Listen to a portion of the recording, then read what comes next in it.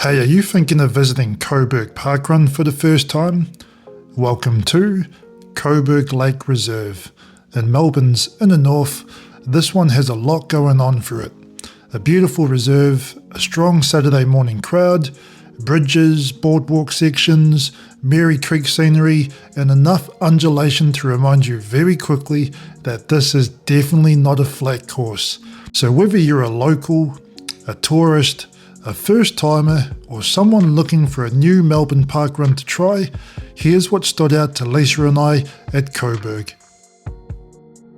Coburg parkrun takes place every Saturday at 8 AM at Coburg Lake Reserve on Lake Grove in Coburg.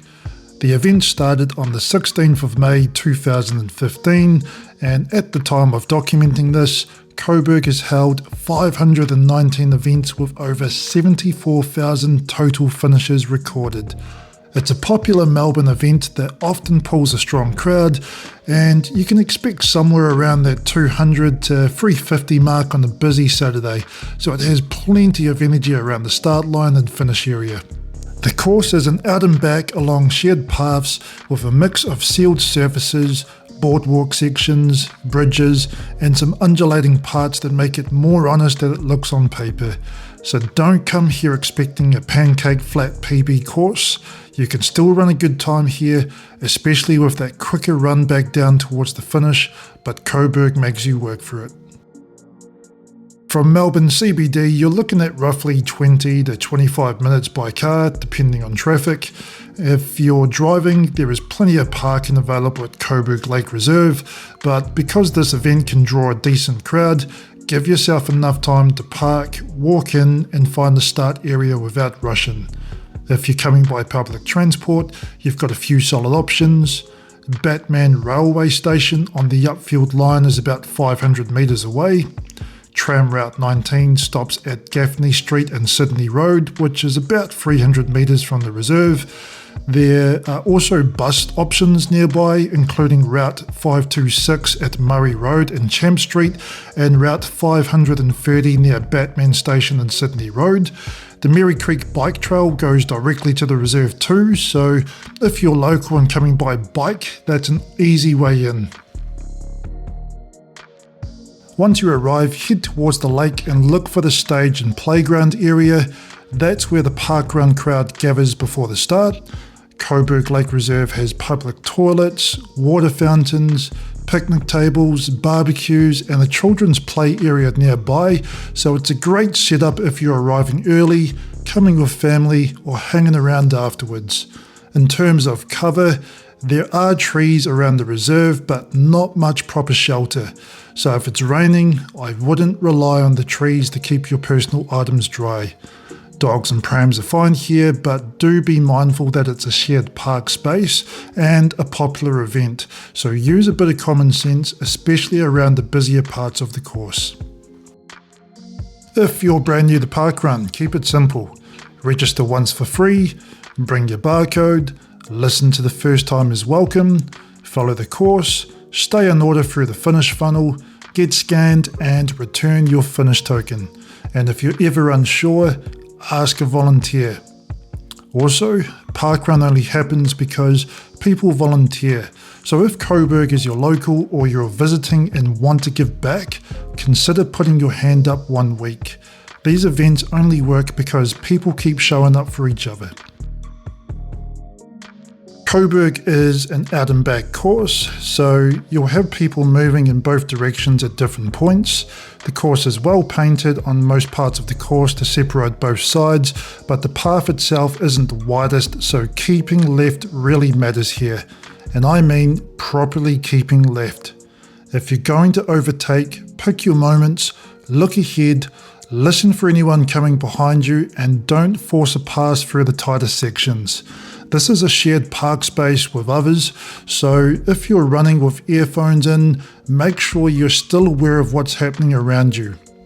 From the start, you head uphill, so if your legs were expecting a gentle rollout, Coburg lets you know pretty quickly that this one has a bit of a bite. The early section can feel busy because the crowd hasn't had time to spread out yet, so there are two spots I'd be especially mindful of. The first is the start line where everyone is still bunched up together, especially on that first incline, and the second is when you're coming up to the first bridge. That section narrows, so it's not the best place to start weaving through people or trying to make up time. Be patient early. It normally takes the first kilometre or two for the numbers to spread out and for everyone to find their own groove. After that first bridge, you're climbing again, so don't burn all your matches too early. Once you settle in, Coburg has a really nice flow to it. You head clockwise around the lake, join the Merri Creek trail, follow that southbound towards the Chain Reserve, then turn around just before Bell Street and come back the same way. So yes, it's simple enough to follow, and be sure to take the time to check out the scenery. You've got the lake, the creek, bridges, boardwalk sections, trees, open parkland, and enough undulation to remind you that this ain't a flat course. Once you're on the way back, the course starts giving some of that back to you. That downhill run back towards the finish line is where you can open up a bit if you've paced it well. So for first timers, I'd say this: respect the narrow sections, keep left, stay aware, don't panic if the first kilometre feels busy, and don't underestimate the undulation. Coburg is a beautiful course, but it's definitely not a flat one, and it rewards you more when you run it smart. What stood out to us most about Coburg was the beauty of the reserve itself. There's a lot packed into this course, and it's one of those park runs where the scenery keeps changing as you move through it. One moment you're running near the lake, then you're following the Merri Creek trail.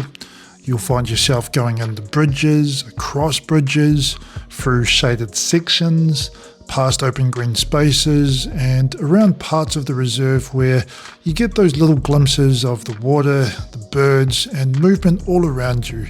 And I think that's what makes Coburg feel so great.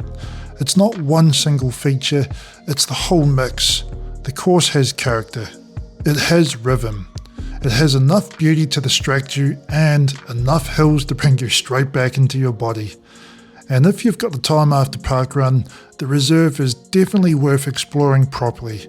There are other walking tracks around the area, so don't be in a rush to scan, leave, and miss the rest of what's there. For me personally, Coburg also carries a bit of history. I've run this event several times before, and at one point, this was the parkrun I kept coming back to. If I still lived nearby, there's a good chance Coburg would have become my home parkrun.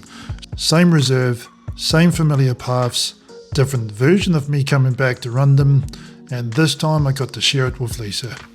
So that's us from Coburg Parkrun. Another parkrun done and dusted. Back down to Lisa, over and out.